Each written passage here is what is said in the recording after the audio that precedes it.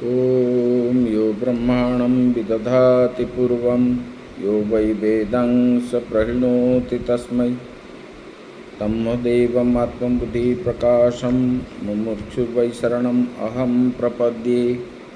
ॐ शान्तिः शान्तिः शान्तिः। शङ्करं शङ्कराचार्यं केशवं बादरायणं सूत्रभाष्यकृतौ वन्दे भगवन्तौ पुनः पुनः। ईश्वरो गुरुरात्मेति मूर्तिभेदविभागिने व्योमवद्व्याप्तदेहाय दक्षिणामूर्तये नमः। गुरुर्ब्रह्मा गुरुर्विष्णु गुरुर्देवो महेश्वरः गुरुः साक्षात् परं ब्रह्म तस्मै श्रीगुरवे नमः।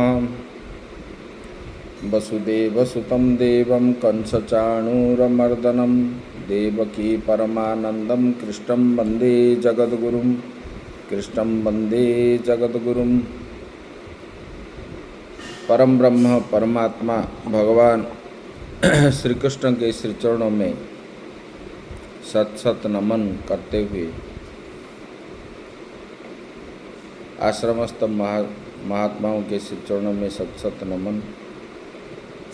भगवत प्रेमी भक्त वृंद भक्तिमयी माताएं, हम लोग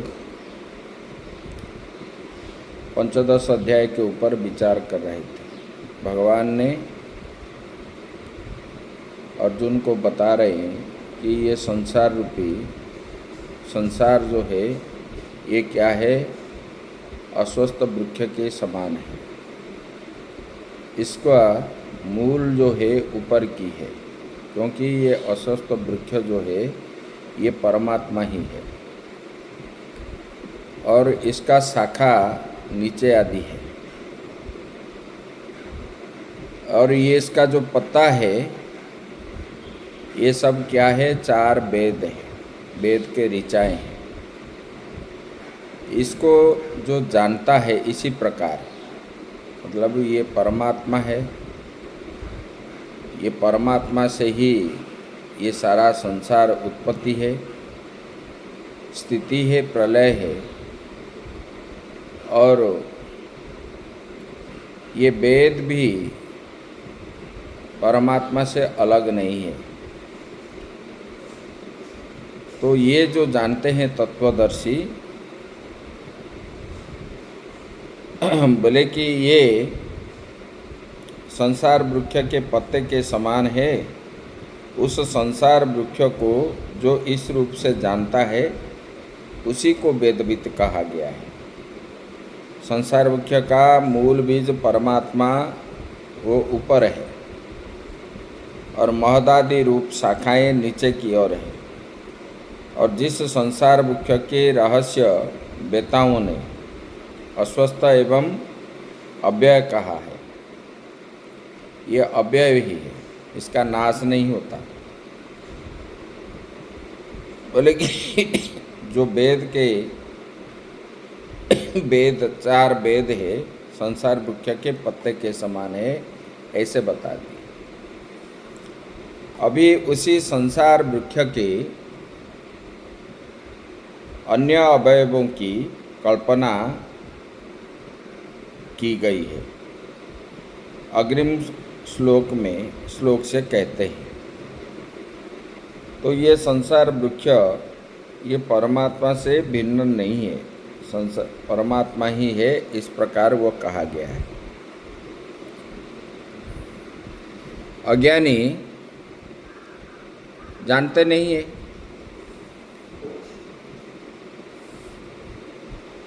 ये कल्पना नहीं है, ये वास्तविक है। अभी ये बता रहे हैं, अधश्च ऊर्ध्वं प्रसुतास्तस्य शाखा गुण प्रवृद्धा विषय प्रबाला अधश्च मूलान्यनुसन्ततानि कर्मानुबन्धीनि मनुष्य लोके। बोले कि अधश्च ऊर्ध्वं प्रसुतास्तस्य शाखा,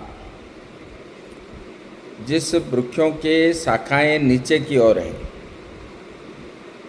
और ऊपर की ओर फैली हुई है, नीचे और ऊपर की फैली हुई है कौन, शाखाएं। और गुण प्रवृद्धा विषय प्रबाला, जो सत्वादि गुण है, गुण ही सत्व रजस तम भी प्रवृद्धा स्थूलीकृता उपादान भूतैर विषय प्रबाला विषय शब्दादय प्रबाला इव। भगवान बता रहे हैं जो सत्वादि गुणों के कारण अत्यंत स्थूल हो गई है,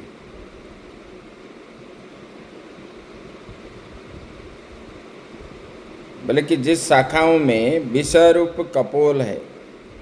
कपोले हैं, उस संसार वृक्ष की जड़ नीचे एवं ऊपर के सभी लोक में फैली हुई है, जो धर्म अधर्म कर्म से जुड़ी हुई है, मनुष्य लोक में विशेष रूप से है, क्योंकि मनुष्य का ही कर्म में अधिकार है। यहाँ पर बताए व्याख्यान कर रहे हैं, मनुष्यादिभ्यो हो यावत् स्थावरम ऊर्ध्वं च यावत् ब्रह्मा विसृजय धर्म इति एतद् अन्तं यथा कर्म यथा श्रुतं ज्ञान कर्म फलानि तस्य वृक्षस्य शाखा इव। भगवान ने बता रहे हैं, बोले मनुष्य के नीचे जो स्थावर पर्यंत लोक है, मनुष्य आदि के नीचे स्थावर जंगम आदि है, और ऊपर जो है ब्रह्मा का ब्रह्मलोक है। नीचे मनुष्य के नीचे स्थावर जंगम आदि है, और मनुष्य के ऊपर जो है ब्रह्मलोक पर स्वर्ग आदि है, ब्रह्मलोक पर्यंत है। इन सभी लोकों से स्थावर से लेकर के ब्रह्मा पर्यंत सब क्या है, उत्पन्न इसलिए होते हैं कर्म के अनुसार। कर्म एवं वासना के अनुसार ज्ञान एवं कर्म के फल मिलते हैं। यहाँ जो कर्म जन्म लेते हैं, जैसे कि पेड़ पौधे हम बीज लगाते हैं,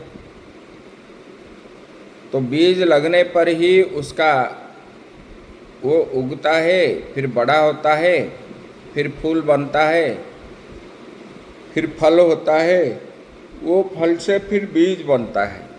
वो बीज को फिर लगाने से, बल्कि इसी प्रकार हम जो कर्म करते हैं, ये कर्म रूप बीज जो है, बल्कि कर्म और वासना जैसा जैसा इच्छा करेंगे, वासना मतलब इच्छा है, बल्कि उसी का ही जन्म लेना पड़ता है। जिस प्रकार हम कर्म करते हैं और जिस प्रकार इच्छाएं रखते हैं, उससे ही बीज बनता है। तो इसमें मनुष्य जन्म लेता है, भले कि ये ब्रह्म मनुष्य से लेकर के स्थावर जंगम ब्रह्मलोक पर्यंत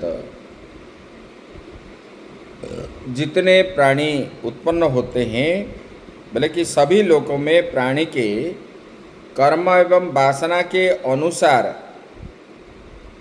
ज्ञान एवं कर्म जो है मिलते हैं, ज्ञान एवं कर्म के फल मिलते हैं। जो हम कर्म करते हैं वो फल मिलता है। जैसे हम भोजन करते हैं तो हमारा भूख निवृत्ति होती है, दूसरे का भूख निवृत्ति नहीं होती। इसी प्रकार जो कर्म हम करते हैं उसका फल हमको भोगना पड़ता है, दूसरे को नहीं भोगना पड़ता है। इसलिए इन्हें नीचे तथा ऊपर फैली हुई शाखा कहते हैं।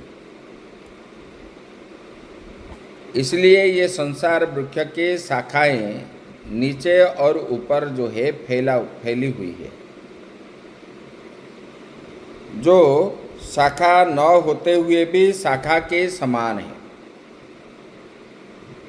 ये संसार वृक्ष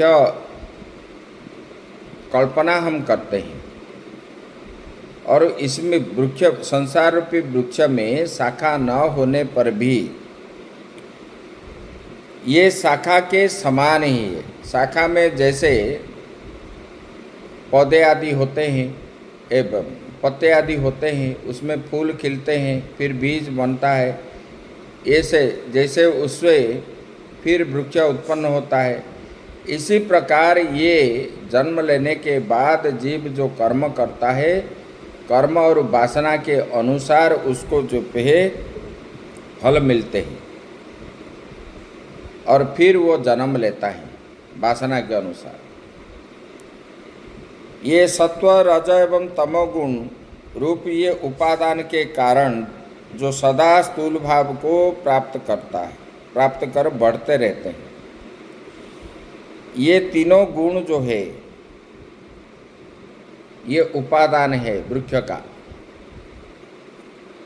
उपादान कारण है जो वृक्ष के स्थूल भाव को प्राप्त कर ये बढ़ता रहता है। छोटे से जब बड़ा होता है ये गुणों के द्वारा, क्योंकि बता रहे हैं बोले कि छोटी छोटी टहनियों से जैसे नए नए पत्ते उगते हैं, निकलते हैं, वैसे ही कर्मफल रूप देहादि शाखाओं से शब्दादि विषय नए पत्ते की भांति है। जैसे वृक्ष के शाखाओं में छोटी छोटी टहनियाँ से जैसे नए नए पत्ते निकलते हैं, इसी प्रकार बोले कि ये संसार रूपी वृक्षों शाखाओं को वृक्ष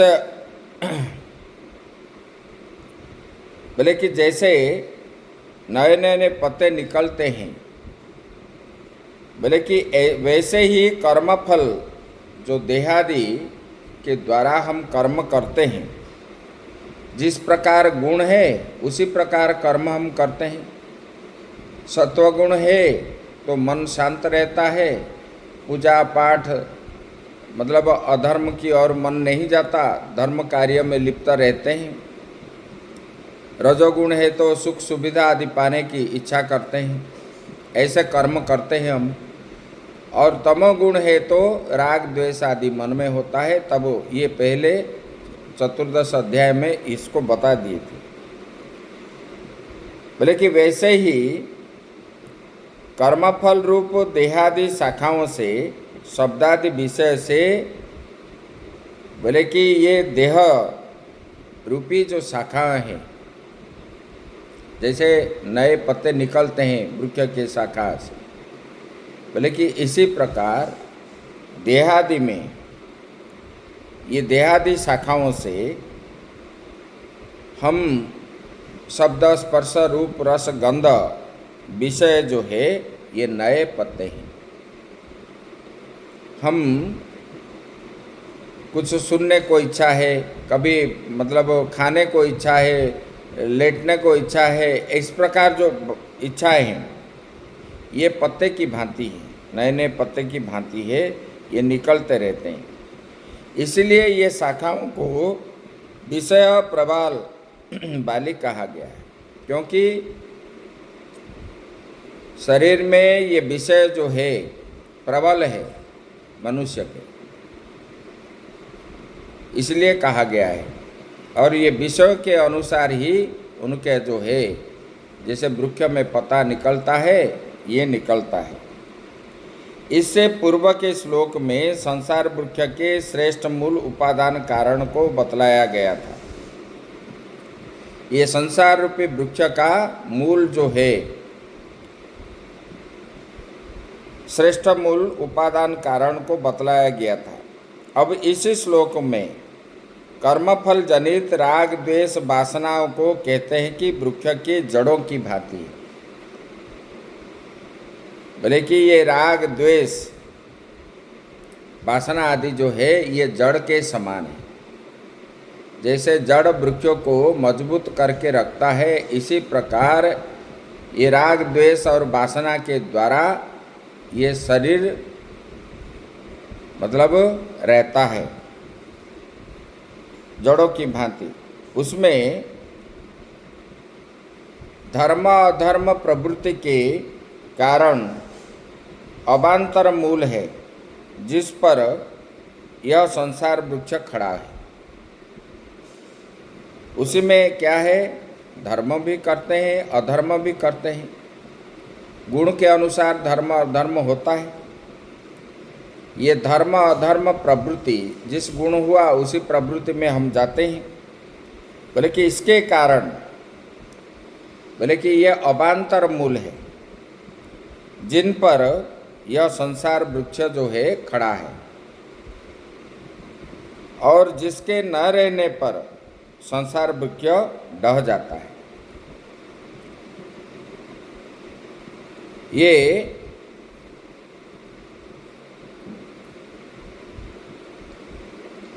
ये नहीं रहने पर,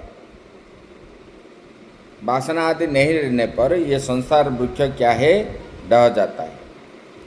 देहादि की अपेक्षा से राग देश को भी मूल कहा गया है। देह को नहीं मूल कहा गया।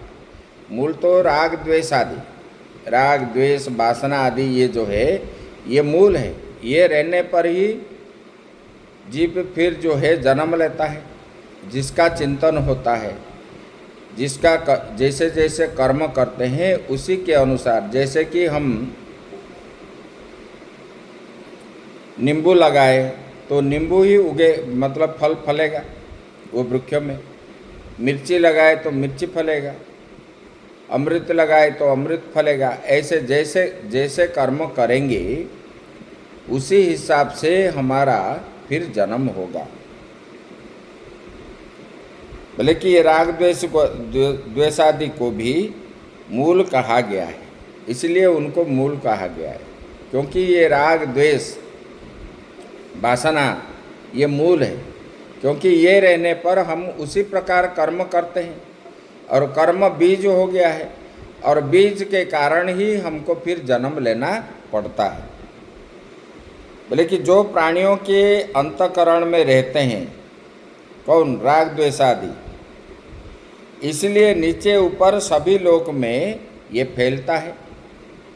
ये जड़ जैसे फैला हुआ है, इसी प्रकार ये फैलता हुआ है, इसलिए बतलाया गया। बोले कि धर्म अधर्म रूप कर्म के पश्चात भावी होने के कारण जिन्हें कर्मानुबंधी कहते हैं। जिस प्रकार हम कर्म करते हैं धर्म अधर्म, ये कर्म के पश्चात ये भावी होने के कारण, जिस कर्म करते हैं वो कर्म भावी होने के कारण वो कर्मानुबंधन उसको कहते हैं, कर्म से बंधित हो गया है। कोई मोहग्रस्त हो करके पुत्र में बंधा हुआ है, पहले बताए थे 13वां अध्याय में, मेरा पुत्र मर गया तो मैं मर गया। और कोई क्या है, अर्थ घूम हो गया तो पैसा चोर ले गया तो मेरा सब मैं लूट गया। इसी प्रकार भावना के कारण इसको कर्मानुबंधी कहते हैं। वो कर्म के द्वारा वो बंधी हुई है। बोले कि इन मनुष्य लोक में जिन्हें विशेष रूप से है, क्योंकि मनुष्य का कर्म में अधिकार शास्त्र प्रसिद्ध है, क्योंकि ये मनुष्य का कर्म में अधिकार है ये कहा गया, क्योंकि ये कर्म के अनुसार ही उनका होता है। कर्म एवं रागादि में परस्पर कार्य कारण भाव है। कार्य भी जो करते हैं कर्म और राग द्वेष आदि के कारण करते हैं कर्म, और ये कार्य करते हैं और कारण भी वही है। वो कार्य कारण भाव होता है कर्म और राग द्वेष आदि के द्वारा ही। ये अवच्छिन्न रूप से सदा प्रवृत्ति रहते हैं, ये हर समय निरंतर लगा रहते हैं। जिस प्रकार मन में सोच होगा उसी हिसाब से हम कर्म करते हैं। बोले कि और मनुष्य लोक में इसका विशेष स्वतः प्रवृत्ति रहती है। ब्राह्मणत्वादि विशिष्ट शरीर को मनुष्य लोक को कहा गया है, क्योंकि मनुष्य का ही कर्म में अधिकार है। ये कर्म मनुष्य के द्वारा ही होता है, कर्म के अनुसार ही उनका जन्म आदि होता है। ये इस प्रकार बताया गया। अभी बताने जा रहे हैं, बोले कि जो यह संसार वृक्ष उक्त रीति से बतलाया गया है, किस रूप से तो ये बता रहे हैं। न रूपमस्येह तथोपलभ्यते नान्तो न चादिर्न च संप्रतिष्ठा अश्वत्थमेनं सविरूढ़मूलम असंगशस्त्रेण दृढ़ेन छित्त्वा। बोले कि उसका रूप विचार करते समय वैसा उपलब्ध नहीं होता। ये संसार वृक्ष का रूप विचार करते समय वैसा उपलब्ध नहीं होता। न इसका अंत भी है, न आदि भी है, और इसलिए इसके मध्यवर्ती स्थिति भी नहीं है, ठीक नहीं जान पड़ती है। बोले कि इस अत्यंत दृढ़ मूल वाले संसार वृक्ष रूप अस्वस्थ को बोले कि क्या है, दृढ़ वैराग्य रूप शस्त्र के द्वारा काटना चाहिए। अग्रिम श्लोक में बताई गई रीति से परमात्म तत्व का अन्वेषण करना चाहिए। बोले कि आगे बताएंगे, असंग शस्त्र के द्वारा। बोले कि इस संसार वृक्ष रूप अस्वस्थ को दृढ़ वैराग्य मन में करके, ये वैराग्य क्या है, बोले कि ये शस्त्र है। बोले कि इस वृक्ष को काट करके परमात्म तत्व का ही अन्वेषण करना चाहिए। अभी बता रहे हैं, न रूपम अस्य इह यथा वर्णितम तथा न इव उपलभ्यते स्वप्न मरीच्युदक। बता रहे हैं, बोले कि इस संसार वृक्ष का स्वरूप जैसा पहले बतलाया गया, जैसा लोक में प्रसिद्ध है, वैसा विचार काल में दिखता नहीं है। बोले कि ये संसार वृक्ष का स्वरूप जैसे बताया गया, बोले कि जैसा लोक में प्रसिद्ध है, जैसे बताया गया और जैसे प्रसिद्ध है, वैसा विचार काल में नहीं दिखता है।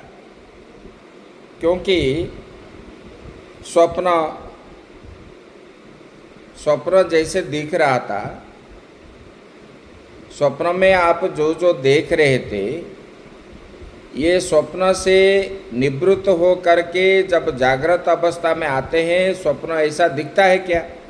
नहीं दिखता है। जैसे आप रास्ते में धूप में जा रहे हो तो रास्ते के ऊपर आपको जल दिखाई पड़ता है, वहाँ पर पहुँचने से वहाँ जल दिखता है। जल है क्या? जल नहीं है। बोले कि ये सब माया है।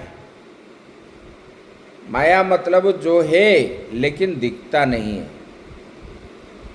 गंधर्व नगर के भांति संसार जो है देखते देखते ही नष्ट हो जाता है। बोले कि स्वप्न मरीचि जल माया गंधर्व नगर की भांति ये संसार है, और देखते देखते ये नष्ट हो जाता है। ये शरीर नष्ट हो जाता है, संसार भी नष्ट हो जाता है, फिर भी इसका परंपरा चल रही है।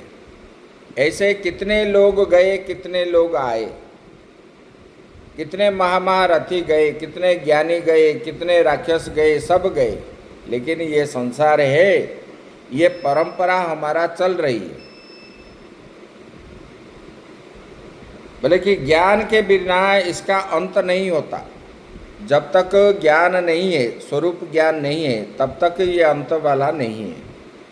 फिर जन्म लोगे, फिर मरोगे, फिर जन्म लोगे, फिर मरोगे, ऐसे ही। बोले कि वैसे ही ये क्या है, अनादि है, इसका आदि नहीं है और अनिर्वचनीय है, इसको आप बोल नहीं सकते हो। बोले कि अविद्या, बोले कि क्यों, बोले कि ये अविद्या मूलक होने के कारण ये संसार कब से चला कोई बता सकता है? नहीं बता सकता है। और इससे भी कोई जानता नहीं है, ये संसार को भी कोई जानता नहीं है, क्योंकि आदि अंत का निर्णय होने पर ही जान सकते हो। ये आदि और अंत का निर्णय न होने के कारण इसके मध्य को भी कोई नहीं जानता है। नान्तो न चादिर्न ससंप्रतिष्ठा, बोले कि न अंत न च आदिर न च संप्रतिष्ठा, बोले कि इसका आदि न जानने से, अंत नहीं जानने पर मध्य वाला भी इसको मालूम नहीं पड़ता है। इसका आदि कब है ये संसार का, किसी को पता नहीं है कब हुआ था, और इनका अंत कब होगा ये भी किसको पता नहीं है कब होगा। इसलिए बीच में भी जो दिखाई पड़ता है इसको भी वो नहीं जानते हैं। बोले कि संसार वृक्ष के मूल जो है अत्यंत सुदृढ़ हो चुका है। बोले कि ये संसार वृक्ष के मूल जो है अत्यंत सुदृढ़ है। बोले कि सुदृढ़ हो चुके हैं, इसलिए लोग क्या करते हैं, ये मनुष्य पुत्र में आसक्ति है, वित्त में आसक्ति है, और लोकेशना में लोग मेरा ही जय जयकार करे, मुझे ही अच्छा बोले, इसके बोले कि ये सर्वथा परित्याग रूप अत्यंत सुदृढ़, बोले कि ये पुत्रेषणा, वित्तेषणा, लोकेषणा, ये तीनों ऐषणा को वर्जित करके, बोले कि वैराग्य, दृढ़ वैराग्य खड्ग से इसको काटना चाहिए, काट सकते हैं। असंग शस्त्रेण दृढ़ेन छित्वा, विषय के साथ संग न करके मन में दृढ़ वैराग्य जागृत करा के, वो दृढ़ वैराग्य रूपी शस्त्र से ही ये संसार वृक्ष को काटना चाहिए, जिसमें तीन ऐषणाएं नहीं आएंगे, पुत्रेषणा, वित्तेषणा, लोकेषणा। वो असंग शस्त्र परमात्माभिमुख निश्चय के कारण ये असंग शस्त्र के द्वारा छेदन करोगे, बोले कि तब मन कहाँ जाएगा, बोले कि परमात्माभिमुख होगा। जब तक मन में दो क्रियाएं कभी नहीं होते एक साथ, जब संसार को देखोगे तब परमात्मा नहीं दिखेंगे, जब परमात्मा दिखेंगे तब जो है संसार नहीं दिखेगा।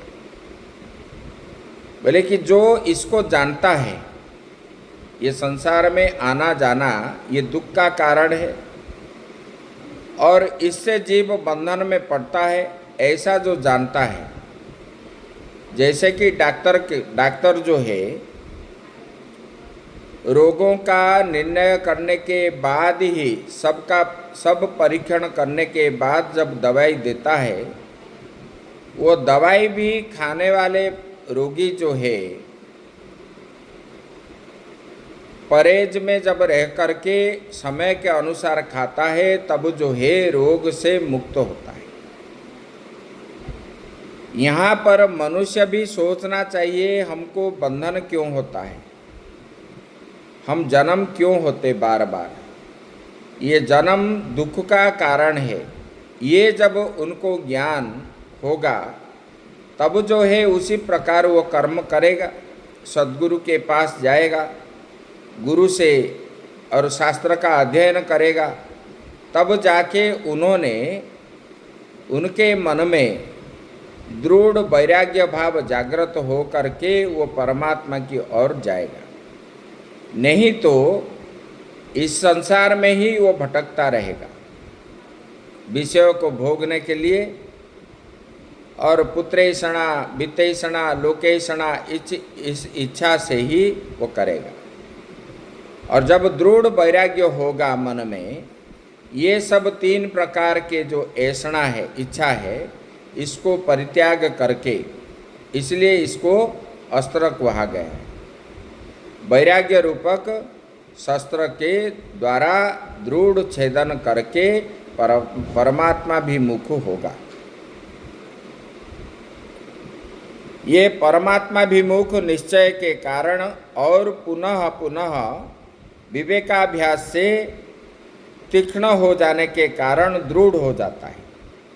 बारंबार बारंबार विवेक अभ्यास, मन में अभ्यास ही करेगा। ये संसार में अहम ब्रह्मास्मि, ब्रह्म से अतिरिक्त और कुछ है ही नहीं मैं, ये बार बार करने पर, शास्त्र का चिंतन करने पर, विचार करने पर उनका क्या हो जाएगा, ये दृढ़ हो जाता है।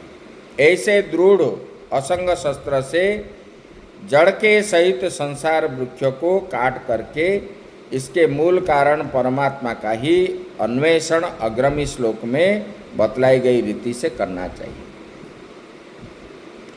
ये संसार वृक्ष जो है आगे बतलाई गई है, ये संसार वृक्ष को दृढ़ भाव से काट करके मूल कारण ये परमात्मा है। ये परमात्मा को, परमात्मा का ही अन्वेषण करना चाहिए। परमात्मा प्राप्ति होने पर ही और संसार के दुख में नहीं होता, और ये फिर जन्म नहीं होता। ये बीज, ये वृक्ष रूपी शरीर जो है नष्ट हो जाता है मूल के साथ। अग्रिम श्लोक में ये बताएंगे, इसका विचार हम कल करेंगे। ओम पूर्णमदः पूर्णमिदं पूर्णात् पूर्णमुदच्यते पूर्णस्य पूर्णमादाय पूर्णमेवावशिष्यते। ओम शांति शांति शांति।